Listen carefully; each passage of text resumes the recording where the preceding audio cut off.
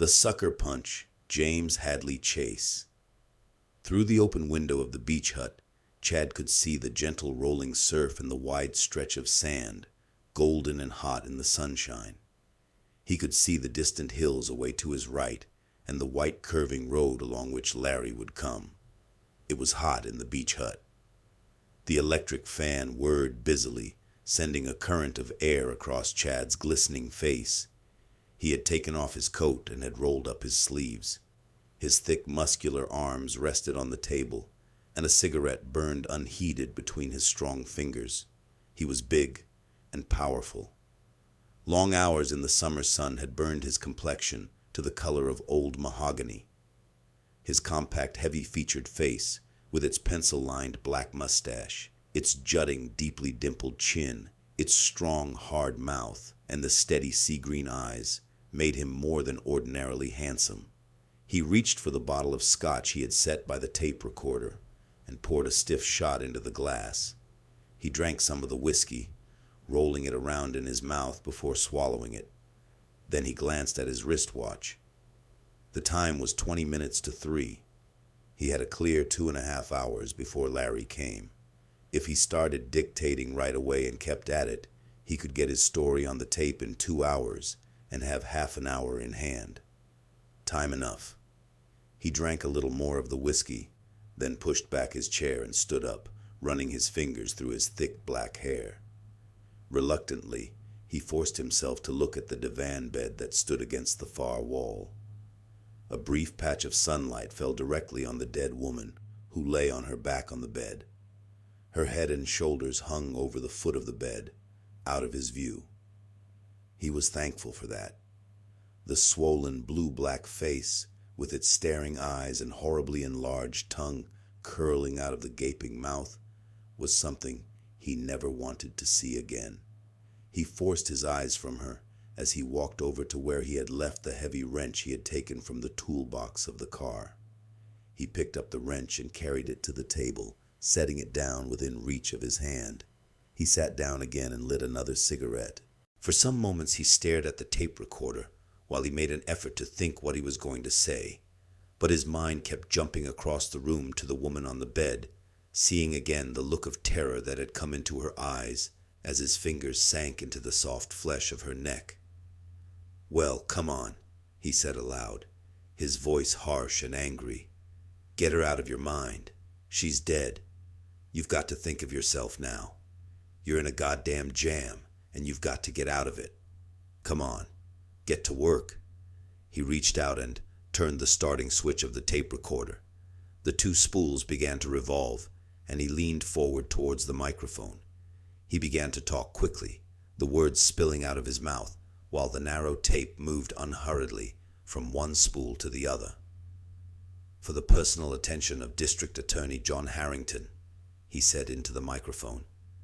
"Mr. District Attorney, this is a confession of murder made by me, Chad Winters, of Cliffside, Little Eden, California.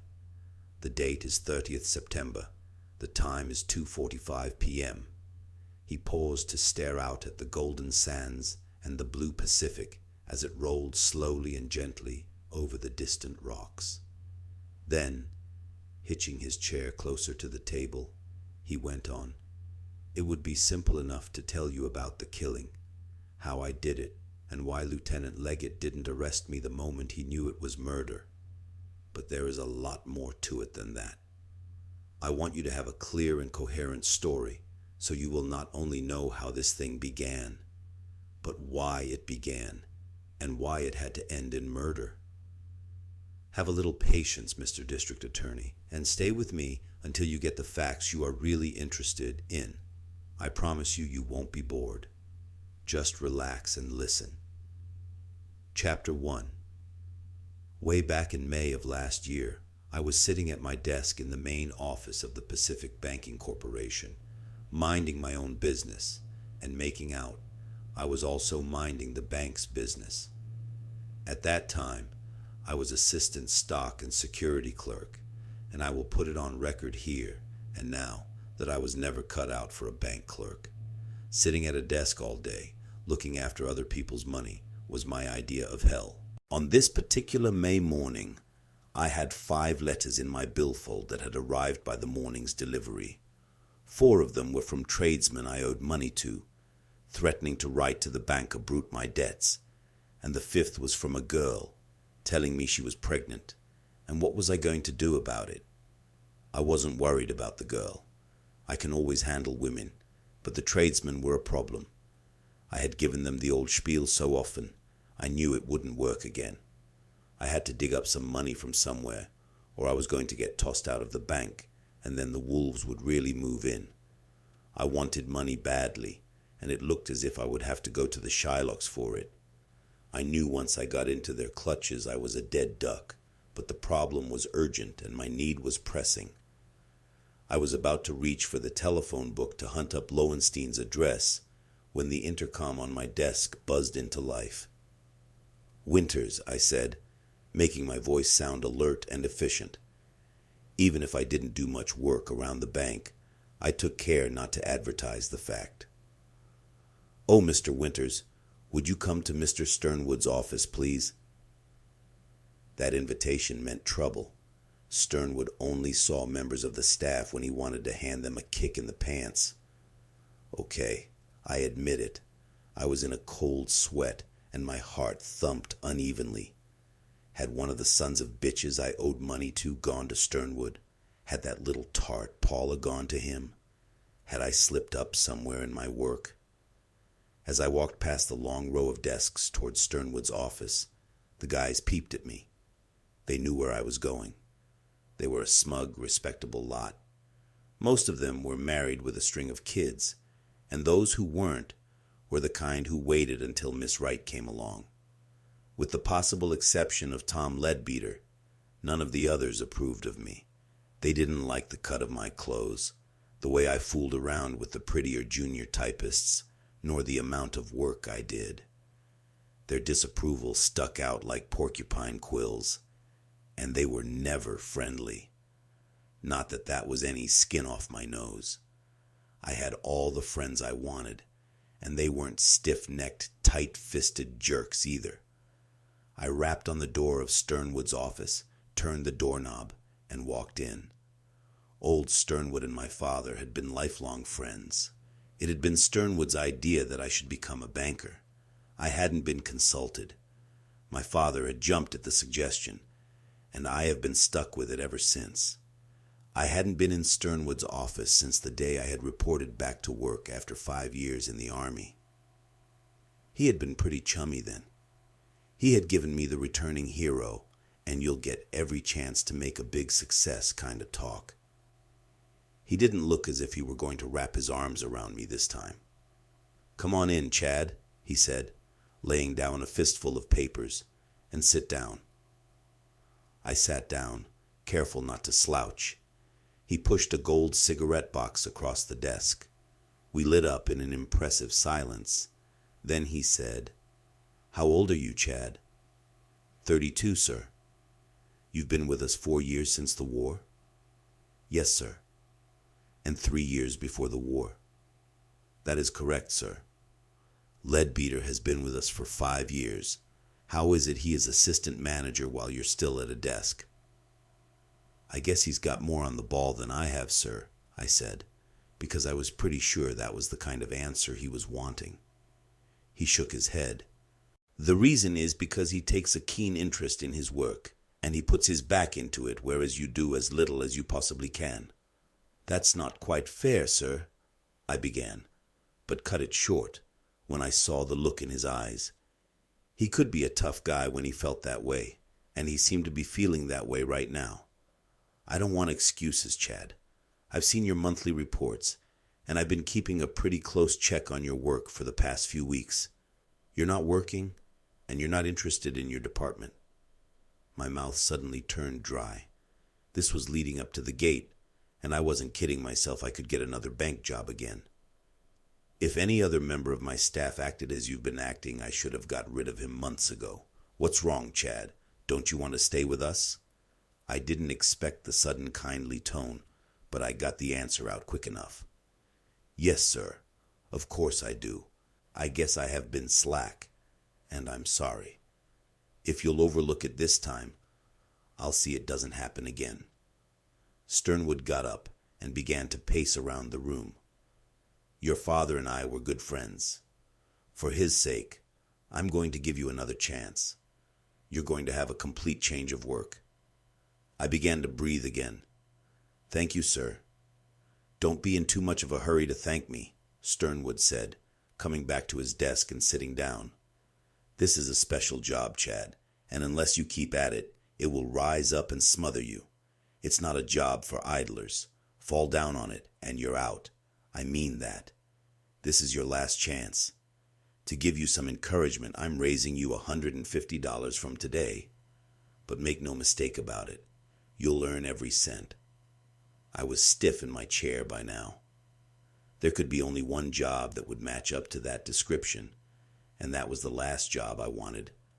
The bank's pain in the neck, Leadbeater's nightmare, the job that had made him bald in 6 months. Sternwood suddenly smiled. "I see you have guessed it, Chad. From this afternoon you are in sole charge of the Shelley account. You probably know all about Josh Shelley and how he made his millions out of a 4-in-1 farm tractor and then doubled his take by switching his factories to making tanks. What you probably don't know is that when he died in 1946, he left everything he owned, as well as $70 million to his only daughter, Vestal. The management of the estate and all its vast ramifications were entrusted to the Pacific with a proviso in the will that if ever Vestal became dissatisfied with the way the bank handled her affairs, she could take her business elsewhere. There were plenty of banks and estate management firms that would have given their right eyes to have such an account, and the Pacific soon found that they were going to earn whatever profit they could chisel out of Miss Shelley the hard way. Make no mistake about it, Vestal Shelley was a bitch of the first water. For years she had lived under old Josh Shelley's domination, and I don't have to remind you what kind of guy he had been. Up to the time of his death, she had had a pretty rotten kind of life.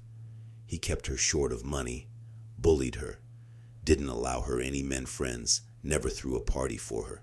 For the first 20 years of her life, she lived as strictly and as quietly as any nun. If she had had a nice, kind nature, one would have been sorry for her. But she hadn't a nice, kind nature. She took after her father. She was cruel and mean and grasping. So when the old man finally turned up his toes and dropped $70 million into her lap, she came out of her solitary confinement like an infuriated bull, thirsting for blood. Over a period of 6 years, no less than 15 of the Pacific's best-trained clerks had tried to handle the Shelley account.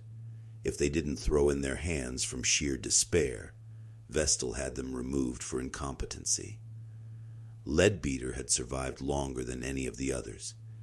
He had been Vestal's slave for 8 months, and if you had seen him when he took the job over, and had seen him when he passed it to me, you would realize just how unbelievably tough the consignment was. Everyone in the bank knew about the Shelley account. They made jokes about it. But believe me, the guy who was stuck with it didn't join in the merry laughter. I went along and broke the news to Leadbeater. He got up, and believe it or not, he was actually trembling. "Do you mean it?" "I mean it. I'm taking over from you right now, worse luck. We'd better go to the Shelley room then, and I'll try and put you wise." The Shelley room was equipped from ceiling to floor with hundreds of filing cabinets. Every document, every receipt, every lease, in fact every scrap of paper to do with the estate was in this room. 15 suckers had slaved here at one time or the other to produce a foolproof system. So when Miss Shelley suddenly took it into her head to call up and ask questions about this rent or that dividend, the guy who happened to be nailed to the job at that particular moment could give her the information with the minimum delay.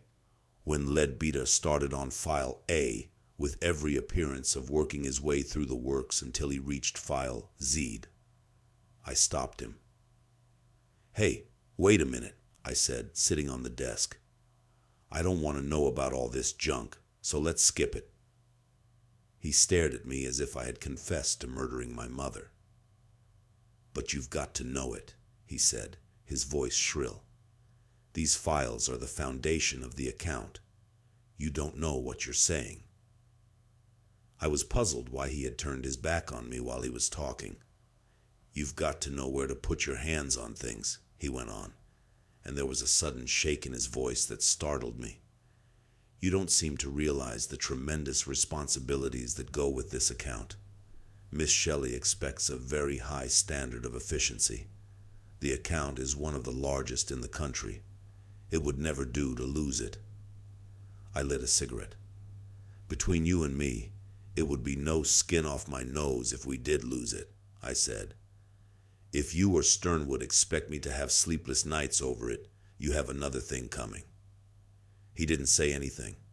He stood very still, his back turned to me, his head bent, his hands clinging to the drawer of the cabinet.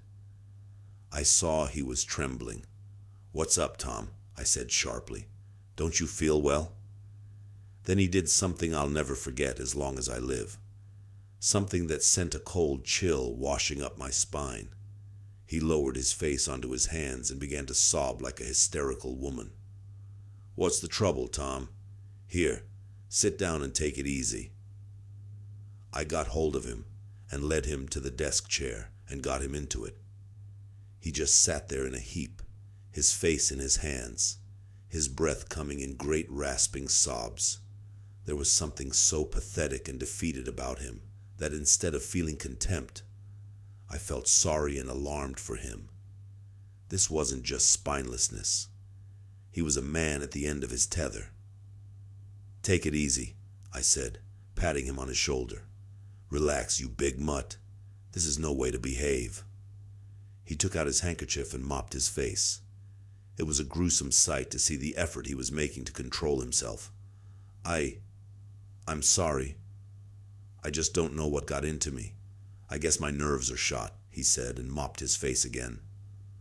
I'm sorry, Winters, to have made a scene like that. I didn't mean... Forget it.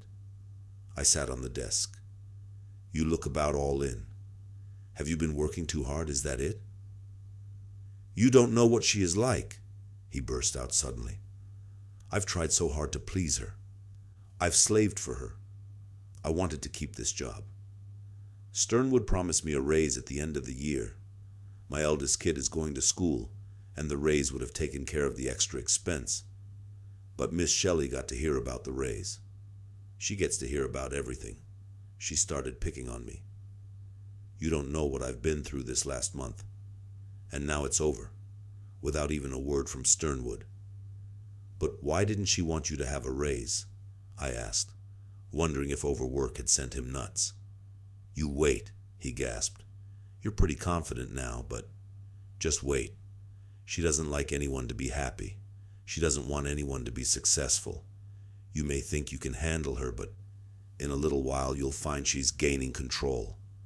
She never leaves you alone. Even at night she'll call you up to ask you something, to remind you not to forget to do something. 3 times this week she has got me out of bed between 2 and 3 in the morning. Twice she has sent for me during the day, and I've had to leave a stack of work and go out there and wait for hours, and then her secretary has told me she's too busy to see me. I've had to stay late night after night to catch up with the work because she's always hanging me up. In a few months, you'll be feeling as I am feeling. Do you think so? I said, shoving my chin at him. Well, you're wrong. Let me tell you something. I know how to handle women. This bitch won't ride me. You watch it and see.